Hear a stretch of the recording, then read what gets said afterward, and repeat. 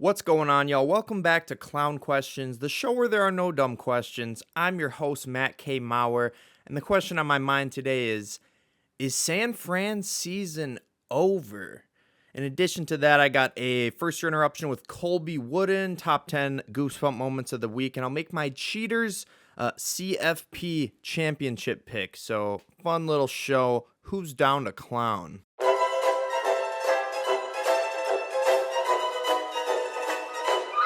That's a clown question, bro.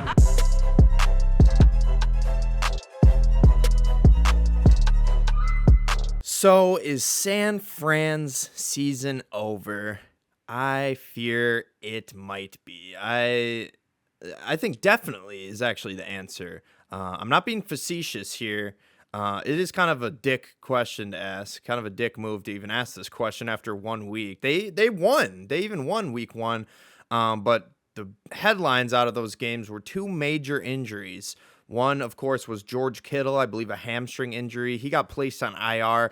He'll be out at least 4 weeks. And the other one is arguably even worse of an injury. Gonna have, the team's gonna have an even tougher time replacing this guy, Brock Purdy. He has a turf toe variant, so he's out 2 to 5 weeks. Why isn't it just turf toe? It's a variant of turf toe. It's like the different COVID variants, the Omicron virus. I didn't know turf toe had varying.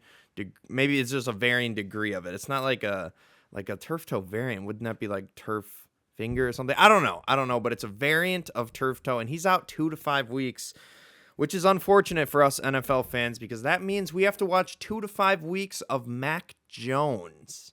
I believe Mac Jones is the 49ers backup. Yeah, not looking forward to that. We had to endure a couple weeks of Mac Jones late last season as he came in to replace the injured Trevor Lawrence. I remember being pissed off at Mac Jones because of how he carried himself in those Jaguars games. He got a first down and did like the Rizzler face. Like, what are you doing, bro? He got, kind of ran out of town in New England for, not having enough moxie. And it's like he comes off the bench and has 2 good plays and he's got all this.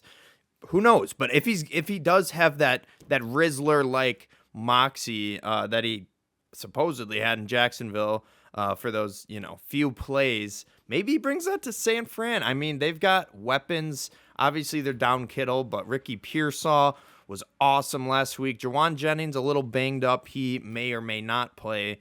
But yeah, it's going to be tough sledding for the 49ers. You hope a guy like Christian McCaffrey stays healthy, but it just kind of feels like Groundhog Day for the San Francisco 49ers again. Just last year, that killed their season, the injuries. And this year, yeah, they start out with a win, but you lose maybe the second best skill player on your team, George Kittle, and then you lose your quarterback.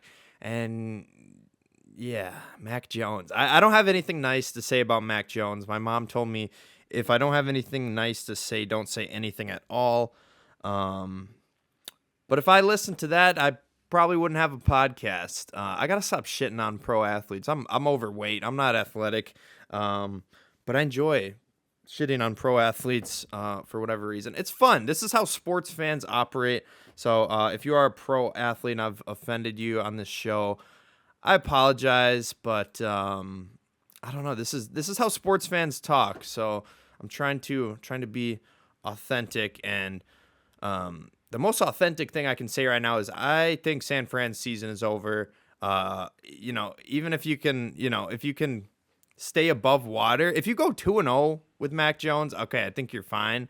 But if Purdy's out 5 weeks, you still got 3 more weeks to go. If you lose 3 games with Mac Jones, I think you're kind of cooked. If you start out 1-3, 2-2, it's going to be tough. They started off slow last year, and they're starting off slow this year. Even when they get Brock Purdy back, who knows if George Kittle will be back. That's a minimum of 4 games that Kittle will miss. I don't believe they put Purdy on the IR because he could be back in 2. But yeah, rough start to the season for San Fran, despite winning their first game. Let's move on to some baseball with a kind of condescending question. How can I focus on baseball? How am I supposed to focus on baseball when football is here? I had been locked in on the Brewers. and then I went to a Badgers game, and then the NFL season started. Then I went to a Packers game. Shout out my homie Harry, by the way, invited me to the Packers game. Great seats. You get a view of the whole field, the all 22. I was saying to Harry, we get the all 22. It's awesome. And what a game that was to be at, with Micah Parsons' debut and us just hammering the Lions. Also, halftime was a Super Bowl XLV kind of little reunion party. Mike McCarthy, our coach that year, he got the biggest ovation. But yeah, that was really great to be at that game. And look what I've done. The question here was, how can I focus on baseball? The answer is I can't. I'm trying to talk baseball right now, and I went off into a tangent about talking about the Packers. I am a little jittery and excited because the Packers are playing the Washington Commanders tonight on Thursday Night Football. I'll make somewhat of a pick for that, but I still got to do my Cheaters college football champion. So let me do that first. But how can I focus on baseball? I can't. All I can do is give you two little pieces of news from baseball. Kyle Tucker and Trey Turner are both going to the IL. Tough loss for the Cubs. Tough loss for the Phillies. Both of these seem like kind of more preventative measures. If it was October today, I doubt they would be going on the IL, but they're putting them on the IL as they keep, kind of jockeying for playoff position. Cubs looking for that wild card, or, a major Brewers collapse so they can win that division. Phillies, I looked at this today and I was shocked. I don't know why I should be shocked, because I've seen Frank the Tank crash out enough this year about his Mets. Phillies are up like 10 games on the Mets. So yeah, Trey Turner, get as rested as you can, because they will need you for the playoffs. Same thing with Kyle Tucker. Not looking forward to a potential Brewers-Cubs first-round matchup for the Crew, but we got to clinch the playoffs first. Where our magic number is like 2 or 3 or 1, depending on when you watch this. So close to a postseason berth, but obviously you want that NL Central too. That's how I got to focus on baseball, by watching every Brewers game. I feel like with football starting, I haven't watched as many full Brewers games as I have most of the summer. And we've lost a lot of those games. We just got swept by the Rangers. So I think maybe that's a little bit on me. My bad, y'all. I will continue. I'll go back to fully tuning into Brewers games, despite the football season being here, because it's getting close to nut punching time, nut crunching time. There's some phrase here that I can't think of. But yeah, we're getting close to it, close to October. Speaking of October, only other baseball news I'm going to cover is Anthony Rizzo retired. He was a World Series champion for the Chicago Cubs, kind of a MVP candidate that year. So I'm trying to focus on baseball, but how can you focus on baseball with football? And let's keep talking football. My next question is, was the spit self-defense? I think absolutely. Now, if you follow me on Twitter, you may have seen that I tweeted out in all caps, assault, over a video of the Jalen Carter spitting on Dak Prescott in the NFL opener. If you didn't see that, Jalen Carter spit on Dak Prescott and was promptly ejected from the game. That a little assault, that was an Adam Schefter reference back when Myles Garrett hit Mason Rudolph on the head. That was actually assault. The spit was actually self-defense, because it didn't come out until later in the game, but Dak Prescott spit on the ground in front of Jalen Carter. Now people are saying, well, he didn't spit on him. Jalen Carter can't spit on him. But Dak disrespectfully spit. And I only think that because in the slow motion replay, you see Dak kind of nod his head and smile and laugh. It's like, that clearly looked like somewhat of an intentional spit, but Dak played it smart. You got to spit near them, not on them. If you spit on them, you will get ejected like Jalen Carter. And that ejection essentially served as his 1-game suspension. The league said that ejection serves as the 1-game suspension, but they also fined him $57,222. Sounds like a weird number, but that is the exact number of his game check. So he got suspended a game. Yeah, you're not getting paid for that game. Don't spit on players. But I think what happened in the Bills-Ravens Sunday Night Football game kind of prove that the NFL's maybe being a little bit harsh to Jalen Carter here, because Lamar Jackson, it was announced he will not be fined. I was never on the Lamar Jackson should be fined train, but he got into a little altercation after the Ravens scored a touchdown up in Orchard Park against the Bills. I believe, it was Hopkins or someone celebrating in the end zone, and a Bills fan kind of pushed him. Lamar Jackson, of course, took exception to a fan pushing his teammate, and Lamar kind of pushed the fan back.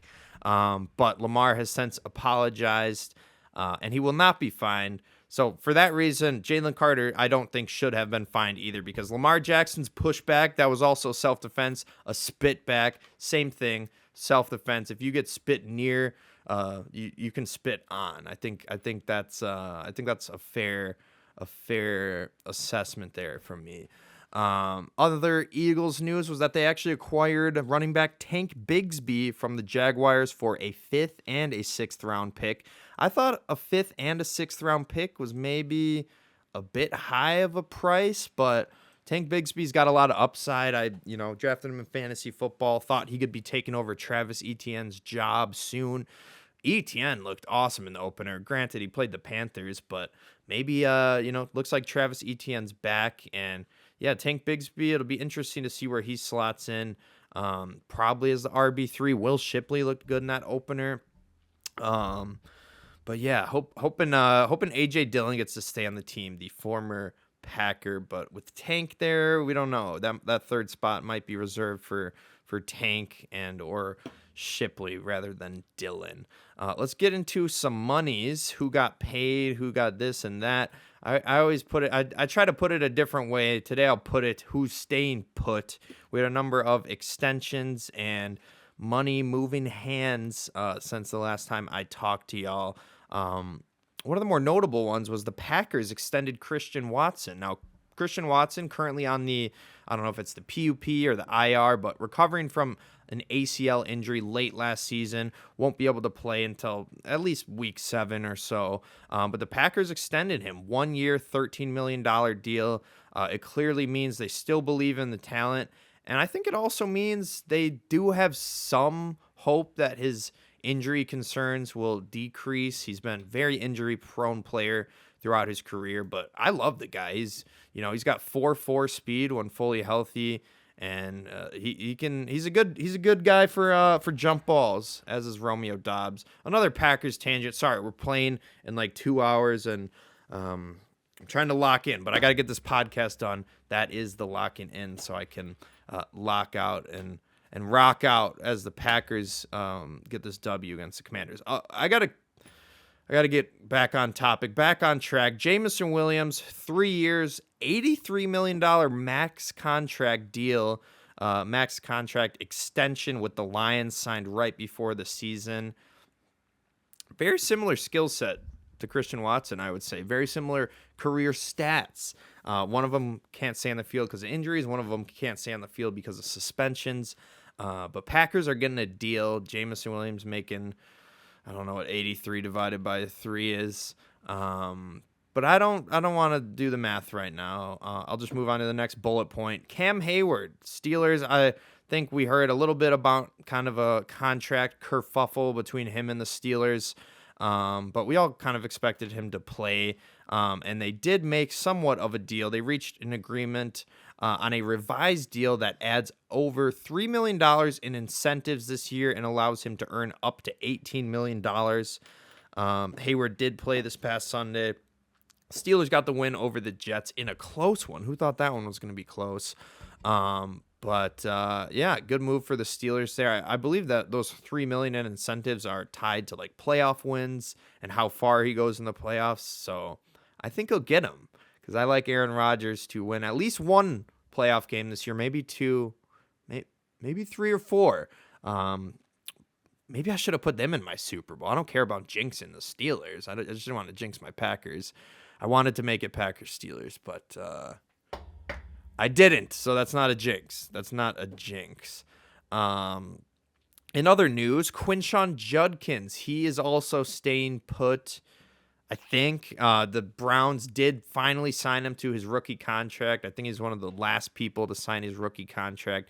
just a day or two before the Browns played. Quinshon was not on the field for that one. I believe he went to New York as the NFL investigates his domestic violence case. But like I said, the Browns have Deshaun Watson, so they probably have people who've done worse things than Quinshon Judkins. The Browns, they don't really look into the legal history. They're so desperate to make a good team that the legal concerns are the least of their worries. So yeah, Quinshon Judkins on a couple of my fantasy teams. Really hoping he returns soon. Free my man Quinshon. Dylan Sampson, that was a mirage. There's no way he's as good as Quinshon, despite Sampson's week 1 success in the passing game there. Last little bit of contract news is free agent Josh Giddey, restricted free agent, rather. He's a restricted free agent. He reached an agreement on a 4-year, $100 million deal to re-sign with the Chicago Bulls, $25 million a year. Who could forget that half-court shot he hit over LeBron this year? I don't know. Yeah, I want to make a Josh Giddey joke here, but I don't have anything clever. And also, let's move on. How about we just move on? And that is me talking to myself right there. Maybe we shouldn't move on. I forget it. If you don't know who Josh Giddey is, no need to look into it. Let me just ask my last question of the day.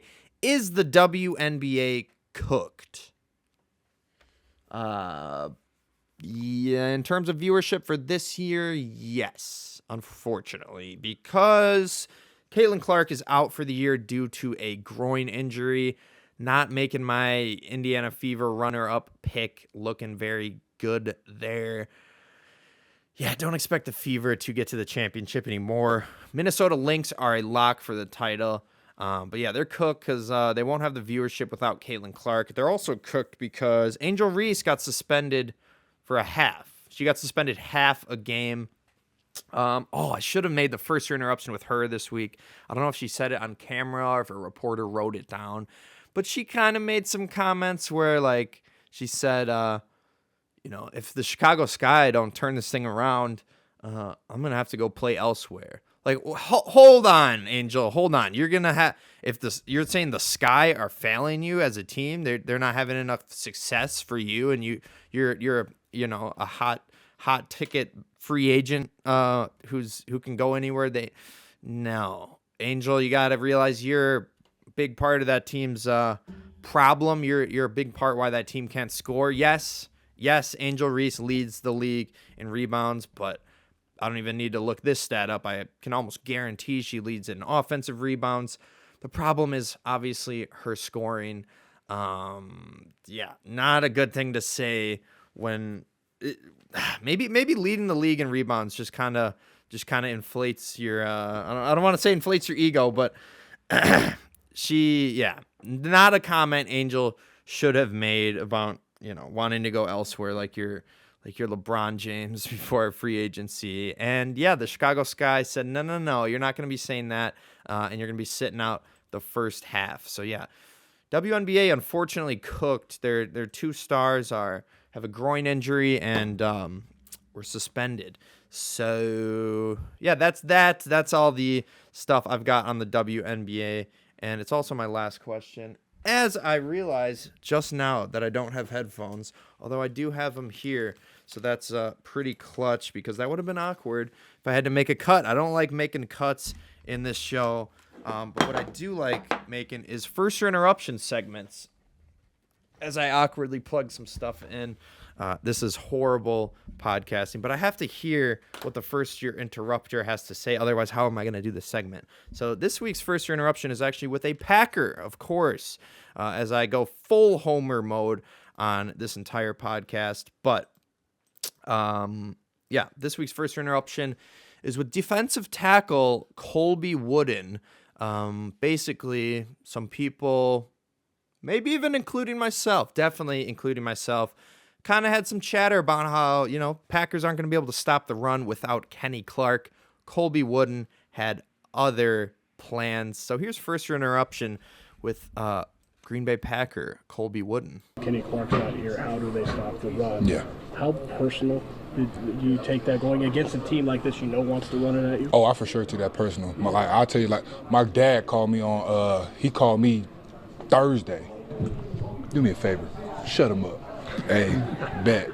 So, I just did my job, went out there, stopped the run. I took it personal, honestly. I felt like, it was kind of disrespectful, like, oh, they gonna run the ball. So I made it my mission to, we made it our mission to stop the run. I really like that little kind of Freudian slip at the end from Colby Wooden. I mean, we made it our mission to stop the run. He meant but he's a team player, so he corrected it to we. But he definitely meant I, because Kenny Clark left, and they're like, what are the Packers going to do now? They're not going to be able to stop the run. Devontae Wyatt had a little bit of a claim, but Colby Wooden is the guy who is stepping up in Kenny Clark's place and had to play probably a majority of that game. But yeah, Colby Wooden, I owe you an apology. I was not familiar with your game. I believe I said something on the podcast to the effect of Gibbs and Montgomery are going to run wild. They did no such thing. They didn't run at all. David Montgomery, 11 carries for 25 yards, 2.3 yards a carry. Jahmyr Gibbs, 9 for 19, 2.1 yards. Jamison Williams, 3 yards rushing. Jared Goff, -1 yards rushing. They got nothing. 2 yards a carry from two of the best running backs in football. Colby Wooden, glad to have you on the team. You probably were on the team last year, but I didn't know because Kenny Clark was our guy. But yeah, love to see that. Love to see Colby Wooden taking that personally. It's like that Michael Jordan meme, and I took that personally. Colby Wooden took it personally when he heard people saying, yeah, Packers are going to get better with Parsons, but not the run stoppers. Somehow our run stoppers are even better now. It's because Colby Wooden he's the next coming of Kenny Clark. Okay, maybe I'm getting ahead of myself, but again, I owe you an apology, Colby Wooden. My coworker Killer, yes, that is his real name. He told me I also owe Dr. Jones an apology because Dr. Jones was very high on Colby Wooden. I told you guys that Dr. Jones knows ball. But yeah, shout out Colby. Excited to watch you play on TV tonight. I was at that game, but yeah, he took that personally, and we shut down Detroit. Really excited for the game, but let's get into some games that already happened. And everyone's favorite moment of the week, the Goosebump moments of the week. Here they are, top 10 Goosebump moments of the week. At number 10, we have Lawrence Butler icing the game for the Athletics with his walk-off. Now an opportunity here for Lawrence Butler against a very tough left-hander in Aroldis Chapman. Line drive to left. Butler ices the game, and the A's down the Red Sox. Number 9, Jordan Walker breaks out of his slump with a walk-off hit. Still nobody out. And Walker, base hit to left field. Cardinals will take the lead. Win is in. Hampson behind him. Cardinals walk it off. Jordan Walker. Number 8, Tyler Heineman with an infield walk-off in extras for the Blue Jays. Ground ball to first. Strong coming home. And the Blue Jays win it. And now Number 7, Dylan Beavers gives the O's their 4th walk-off win in 5 games. the Orioles do it again. They don't always win games, but when they do, they prefer walk-offs. Number 6, Dustin Harris walks it off for the Rangers in 12. Hero for a night. And that's pulled first baseline. Fair ball. Around third base, Freeman. And the Rangers win it in 12. Welcome back, Dustin Harris. Number 5, Jalen Ramsey with a major hit to ice the game for the Steelers. Fields delivers. Catch me. And the ball is jarred loose. Garrett Wilson could not secure it. And Jalen Ramsey has slammed the door shut. Number 4, Emmanuel Rivera and the Orioles walk it off after breaking up Yamamoto's no-hitter. Did it last time. Rivera up the middle. Base hit. Mateo around third. Mateo will score. One more magical moment in time. Number 3, Brennan Thompson is wide open on his way to a game-winning 58-yard tutty. Open caught across the middle. Thompson. Touchdown. Number 2, Samuel Basallo rips the walk-off homer for the Orioles. Again. High fly ball, deep right field. Walk-off vibes in the area. There's your one good swing. Samuel Basallos, first home run at Camden Yards is a game winner. Number one moment of the week, Leo Rivas with a 13th inning walk-off tank. Leo Rivas, what have you done? Wow! Wow! He walks it off in the 13th inning.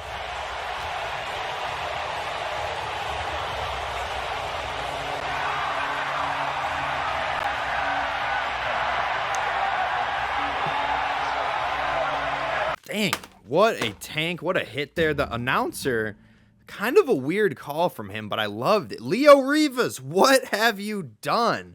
I've never heard, a commentator call it like that, but wow, what an electric moment there for Leo Rivas in the 13th inning. Holy crap. Some good Goosebump moments of the week. I had a lot, had to cut out a lot today. It's getting tough when you're competing baseball and football. It's like, well, there were 10 walk-offs this week. There were like 6 game winners in football. Which do I pick? I didn't put as many football ones as I probably should have. So maybe, I don't know. The Orioles are like a team that's eliminated from the playoffs, but they had 4 walk-off hits in the same week. Like, obviously a couple of those are going to make it. One of them was after breaking up a no-hitter that went to the 9th inning. So, yeah, crazy week for the Orioles. Crazy week for Goosebump moments of the week. But let's finish the show out finally. I'm a little behind because I was supposed to make my college football playoff champion pick 2 weeks ago. Now I'm kind of cheating, but like, what have we learned so far that I wouldn't have known? A few things. I wouldn't have known that Ohio State beat Texas. I wouldn't have known that Alabama sucks after losing to Florida State. I should be careful talking about Alabama sucking because the Badgers suck and we're about to play Alabama. So I am terrified. Nemo's going to the game. Please stay safe, Nemo, in Tuscaloosa. Don't shit talk the Rednecks too much. But let's go Badge. But back to college football. I'm going to make my Cheaters CFP champion pick. I have, a couple weeks knowledge, but I'm going to make my pick regardless. That's why I'm cheating here. Give me Georgia. I don't know. I'm not putting a whole lot of thought into this. I'll go Georgia over Ohio State in the championship game. What's some reasoning I can give? Gunnar Stockton. Is Gunnar Stockton spectacular? No. Is he better than Carson Beck? I don't know. Is he better than Stetson Bennett? Yes. But, being better than Stetson Bennett, I don't know if that's enough to put you over the top, but Georgia's still got a stacked roster, still have one of the scariest defenses in the nation, still probably lead the nation in drunk driving, but it doesn't matter because they are talented and they've got all the NIL money in the world. So, yeah, give me Georgia over Ohio State. Alabama may be dead, but the SEC isn't. Like I said, I don't have much to back up the pick, but I did pick Ohio State to win it all. Non-cheaters pick. I picked it earnestly in August before the season started. I said Ohio State's going to win it all, and I was right. So maybe, I don't know, maybe I know ball. So yeah, give me Georgia here. Maybe I know ball. I don't. But yeah, that's my pick. Georgia to win the national championship. We got Thursday night football on Prime Video tonight. I don't know why I keep plugging Jeff Bezos. It's just ingrained in my mind, I guess. I don't know. It always just feels special when you're watching a football game on a streaming service rather than a cable box. Maybe it's because I know everyone's linked up. Everyone's kind of at it's not like a cable box versus Spectrum on the Roku. Everyone's kind of at the same spot on the Amazon Prime app. But I'm not going to make a game pick in this, but this will be my bonus pick. I'll go over 48.5. Now I'm realizing the ending of my show may not make that much sense. But regardless, I think Packers offense is going to play well. Packers defense is going to play well. But the other team has Jaden Daniels. So when you got Jaden Daniels, you got a shot in any game. But yeah, I don't want to jinx the Packers, so I'm not going to take us minus 3.5 or money line or any of that. I'll just go over 48.5 points total in this Packers-Commanders game in Lambeau Field. And I know most people will probably watch this after the Packers game. And I know he's only playing limited snaps, but I feel pretty confident, win or lose, that this game will leave everybody wondering, can anybody stop Micah Parsons?